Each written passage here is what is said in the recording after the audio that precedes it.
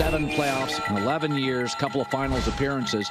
Brunson's interesting because he got that chip because second-round guy, Dallas let him go. And when you watch him, when Julius Randle got hurt, it's like, oh, now the offense, he doesn't have to get anybody touches. It's him and a bunch of kids.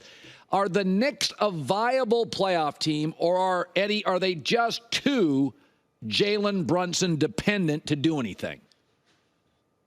No, I think they're definitely a viable playoff team. Number one, they worked themselves into that second slot. If we go back a few weeks ago, they were hovering around the mid-pack of the playoffs and things like that, and they just hit that corner. The OG Anunoby, they're 20-3 since he came over.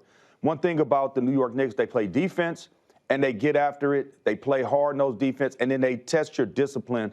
With their offense, they test your defensive discipline, and then how they play defense, they test your offensive discipline as well. And I think that the team just flows better with Julius Randle out. I said that earlier today on Carton, and it kind of sounds crazy with Julius Randle being an all-star type player. You wouldn't think that taking him away, that opens up the floor and makes the offense flow a whole lot better.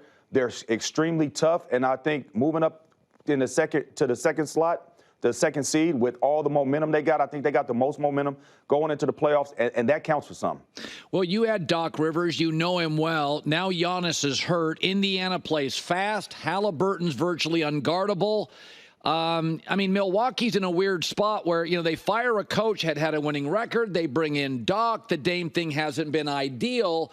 Does it feel like to you, with Boston's emergence, the Knicks playing the best basketball, Dallas, Denver, does it feel like to you the Bucks window, this is an old team without great first-round draft capital, that, Eddie, sometimes these windows, they close, and they close really quickly. Boston's is going to be open for 6 years. Denver, 6 years. OKC's is about to open. Your takeaway on the Bucks right now going forward?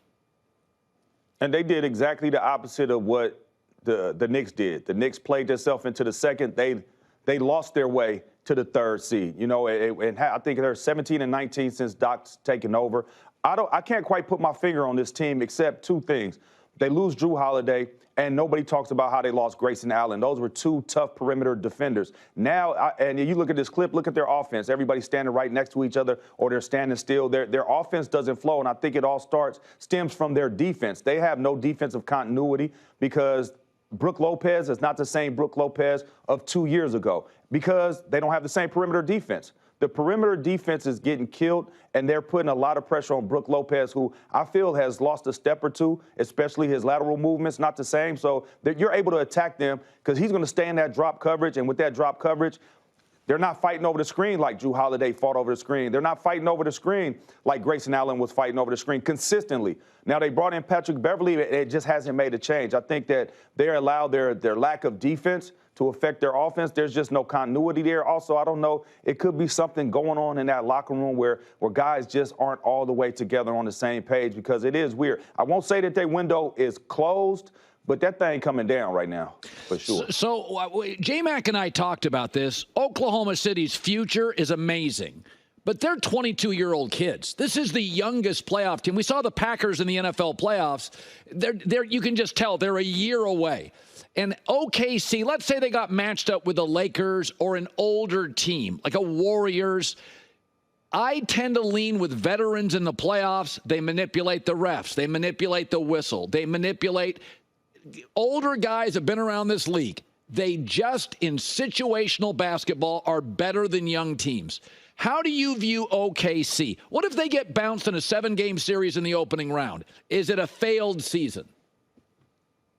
I would say it wouldn't be a failed season. I don't think that nobody expected them to be there. So they already exceeded their expectations that everybody had coming into the season. I would say with what they have done, if I had a vote, I would vote SGA for the MVP, because nobody expected them to be number one. Yeah, you probably the bottom half of the, maybe 5, 6, somewhere around there, maybe 4, if they got hot and got lucky a few games. But to be number one and be floating at the top of the Western Conference all season long, and SGA balling the way he has, I would say that it wouldn't be a failure, maybe in their eyes, because it looks like they believe. They believe in their coach. They play together. They have trust with one another and trust within their coach. The one thing about it is you don't know until you get there, right? So I lean towards experience as well. But the one thing about these young players, they haven't been there, but maybe they don't care. And maybe having that reckless, don't care type of approach to the game, maybe that helps them get over the hump in a 7-game series against a tough veteran team. So I'm not going to count them out. You got to believe what you see all season long. You don't stay at the top of any conference in the NBA without being a real basketball team. Yeah. So here we go. Is it the end? Warriors, Steph, or LeBron? LeBron and Steph have been in 11 finals in 13 years. It does feel like to me that the league is now making a pivot. Is that outside of Milwaukee, Boston's younger, players in their prime. Denver's younger. OKC's younger. The T-Wolves' best player is a kid.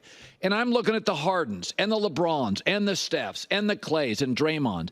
I kind of feel like this point forward, it's a new league. It's more international.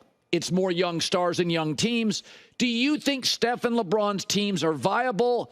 Or maybe last year and the year before when the Warriors stole that Celtics final, is the league moving on? And I'm talking like playoff success on from Steph and LeBron. I mean, it sort of looks like it to where they're in the playing game. You wouldn't expect with the roster that they got constructed, pretty much the same guys coming back, and they're in the playing game, right? One is got to win 2 games to get the 8th seed. So when I look at it in that light, the way you gave me that question, I do got to say that it looks like the league is kind of pivoting from that. But I would never bet against neither one of those teams. Like LeBron with a triple-double yesterday. I mean, come on. And you got to be careful. You got to listen to what LeBron say, because he is very cryptic. He said, I have to do everything. And I think that was lightweight a shot at the rest of his teammates. Yeah. Like, man, I got to assist. I got to rebound. I got to play defense. I got to score. I need some help. And I think that was a subliminal shot to them. But as long as he's on the floor, you can't count them out. Anthony Davis got to be healthy. As long as Steph Curry's on the floor.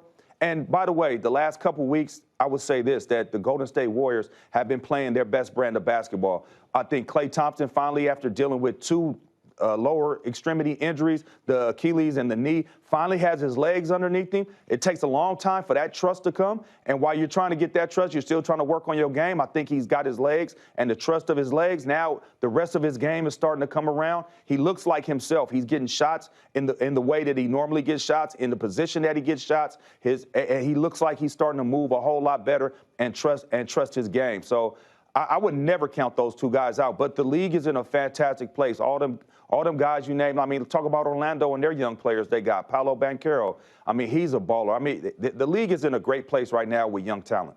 Is there, finally, you do Celtics games, is there one Eastern team that maybe not beats Boston, but matches up well, that they could give them headaches? I mean, Indiana could be a matchup problem for everybody. But is there a team you look at and think, yeah, they match up with Boston pretty well? I would say the Knicks is probably the most dangerous team right now, just the way they're playing. Number one, they're super physical.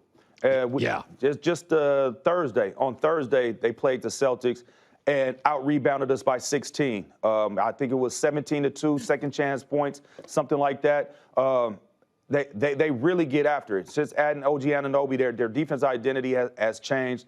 Brunson puts a lot of pressure on you with the pick and roll. I think that game on Thursday, the Celtics were able to try to get some footage on how they'll give him different looks. You can't give him the same look. But I have to say that it is the Knicks, just on the fact that they're playing the best basketball in the league right now. They have all the momentum going in, and they believe, they play hard, and they're just super, super physical.